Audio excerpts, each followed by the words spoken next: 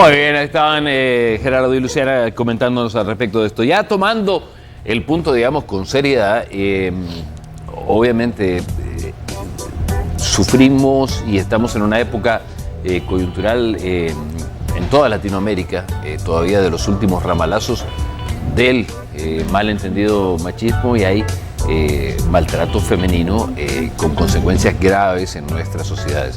Pero también queremos consultarle a una persona profesional al respecto, al licenciado Nicolás Guzmán, psicólogo de la Clínica de Tratamiento Psicológico, si se da el caso a la inversa también, en los cuales hombres se sometan, digamos, a terapia, etcétera, etcétera, porque existe una desequilibrada relación, digamos, de fuerzas emocionales en una relación con respecto a su esposa. Bienvenido, licenciado, ¿cómo está? Bueno, muchas gracias, buenos días, es un placer estar en este gran programa y bueno, el tema lo vamos a contextualizar, porque si hablamos de la vorágine de Latinoamérica, pero nos vamos a ir más al contexto salvadoreño. Okay. El observatorio da datos, el observatorio de la Organización de Mujeres Salvadoreñas ha dado datos precisos acerca de las denuncias interpuestas, que son alrededor de 1.219.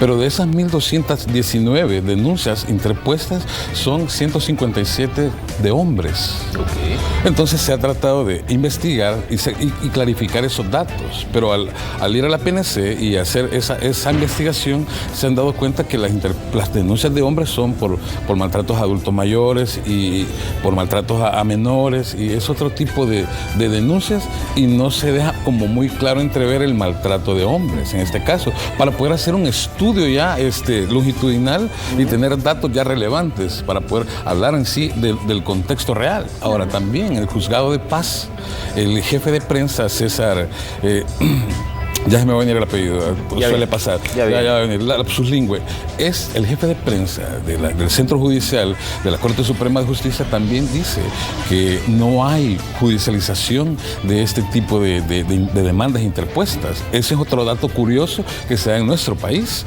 ¿Por qué? Porque cuando hay reconciliación de la pareja, simplemente van a quitar la denuncia, lo social y lo cultural. Entonces, ahora nos vamos a enfocar ya en el contexto que vimos en el sketch, Okay. ¿verdad? Que sí suele pasar, pero eso ya se puede ver en la psicopatología de las relaciones conyugales.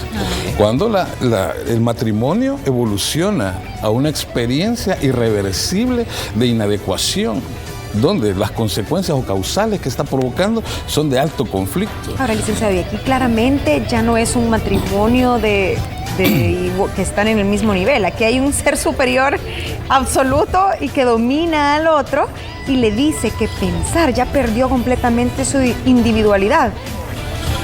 El marido en este caso. Porque hay un factor que subyace ahí en una estructura anómala de la personalidad. ¿Cómo se dejó? Dicho de otra manera, uno de los dos cónyuges tiene un trastorno de personalidad. Okay. Y en el que vimos ahí, si nos vamos a los manuales diagnósticos, el ejemplo de la señorita que estaba actuando es un trastorno límite de personalidad donde sus estados de ánimos son fluctuantes, histrionismo, ¿verdad? Hace mucha dramatización de su vida, manipula emocionalmente a la otra persona con tal de poder lograr sacar su propio beneficio egoísta, sometiendo al hombre. Entonces, lo que se logra entender, ¿por qué el hombre no denuncia? ¿Por qué? Porque tiene miedo a la ridiculez, porque se sabe que en nuestro país el hombre es el que lleva los pantalones, lleva la comida, es el que da la seguridad y no se ve bien visto porque denota debilidad y sumisión. Y cuando el hombre se permite ese factor de sumisión que vimos con Gerardo, cuando él se lo permite es porque ha creado creencias con respecto al maltrato. Es decir, es que yo tuve la culpa, es que yo cometí el error, por eso es que ella se enojó.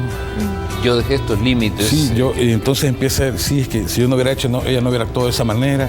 Y entonces empieza a generar creencias con base al maltrato y la humillación, y entonces decide someterse. Ahora, cuando se habla acerca de la psicopatología del estudio, se dice que la causa directa está en la parte que no se observa, en la parte preconyugal, lo que hablamos antes. ¿El noviazgo? En el noviazgo, ahí, en el noviazgo, suceden factores que uno voluntariamente los ignora. Y no los quiere ver, le ve defectos, ve los cambios de humor, las actitudes, los ignora a voluntad. ¿verdad? Los minimiza, los suprime y no los quiere ver. ¿Por qué? Porque tiene otros intereses la relación en ese momento contextual, antes de llegar a la seriedad que hablábamos ya del matrimonio, ¿verdad? Y cuando ya está el matrimonio, evoluciona a experiencias irreversibles, no deseadas, donde se contamina de una manera bilateral. Si uno tiene el trastorno patológico, contamina toda la relación y los miembros que han creado de la familia. Entonces se vuelve ya un conflicto que hay que tratar y definitivamente necesita terapia la pareja. Tanto la persona que no se da cuenta, porque un trastorno patológico es una inadecuación que está generando un conflicto, pero en su entorno. La persona es inflexible. Yo así soy y nadie me va a cambiar. Lo dice de esa manera cuando levanta sus defensas. Y el otro se somete por miedo a romper la familia, los hijos, y se da cuenta, no, que no quiero perder a mi familia, a mis hijos. Y también por el temor a la crítica, entonces mantiene una falsa apariencia.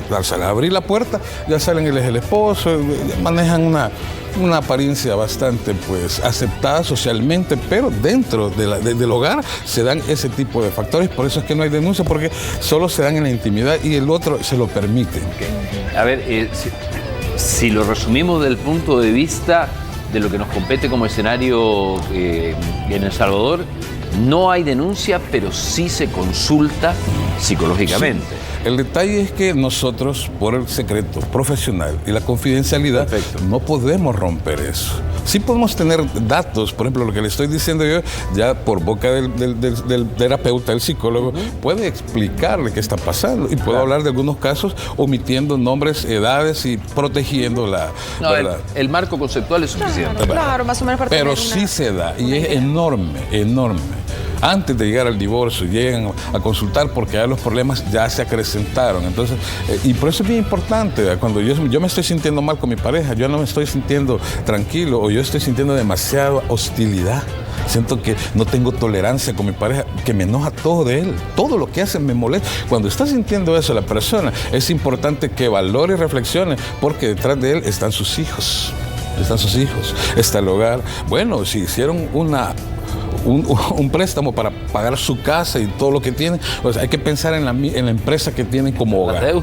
Las deudas, claro. Un montón de cosas y aspectos que hay que ver. Y la dignidad, porque yo creo que no hay que olvidar de que, claro, vemos maltrato femenino llegar a feminicidios y violencia física. En este caso es menos común, aunque sí hay violencia física, pero el daño emocional o lo infeliz que puede hacer una mujer a un hombre con hacerlo ver de menos, con reclamarle todo, con insultarlo, con manipularlo o amenazarlo con quitarle a sus hijos, por ejemplo, es una crueldad bien grande y sí se ve. De hecho, se conoce como castración. Eso. Lo quiere castrar. Lo minimiza. Y quiere utilizar su venganza restringiéndole la visita de sus hijos. Y el dolor que ocasiona a una persona, ver a un hombre llorar, miren, es una cosa maravillosa. Yo he visto hombres llorar así, rompiéndose por sus hijos y por una situación. Entonces, de alguna manera, eso no se puede hacer porque es mal visto, es debilidad.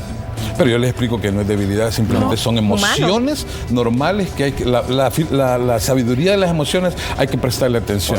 Y enhorabuena, lo tenemos, hombres y mujeres, y sobre todo la dignidad de poder sacar la familia adelante. Gracias, licenciado Nicolás Guzmán, por acompañarnos.